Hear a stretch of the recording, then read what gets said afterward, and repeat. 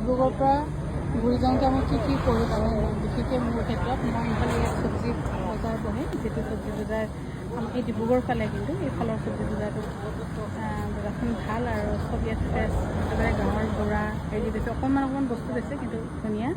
আৰু মোৰ আটাইতকৈ ফেভৰেট হৈছে মালা ৰুটি বুলিয়ে কয় ন, এই বাইদেউজনী। মই আগৰ পৰা যাওঁতে সদায় অহা যোৱা কৰোঁতে অকণমান কিনি লৈ যাওঁ, খুব ভাল লাগে। আৰু তেতিয়াহ'লেও দেৱী এগৰাকী এনেকৈ ৰাস্তাৰ কাষত যেতিয়া কিবা এটা বনাই বা কিবা এটা কৰে নিকিনাকৈ লৈয়ে নাযাওঁ, একদম ঠিকে, এইটো মোৰ ফেভৰাইট, লৈ যাওঁৱেই আৰু বজাৰ এনেই নৰ্মেল বজাৰবিলাকত কিনিবলৈ নাপায়, কিন্তু ভাল লাগিছে ইয়াতে। মই যেতিয়া হ'লেও পাৰ হ'লে এইটো ট্ৰাই কৰোঁৱেই আৰু যাওঁগৈ বুলি ভাবিছিলোঁ বনোৱা নাই কাৰণে, কিন্তু ক'লে কি 10 মিনিট ৰ'ব বাইদেউ বুলি কৈছে। 10 মিনিট মানে এতিয়া 15 মিনিটে হৈ যাব যেন পাইছোঁ এইজনী বাইদেউ এজনী।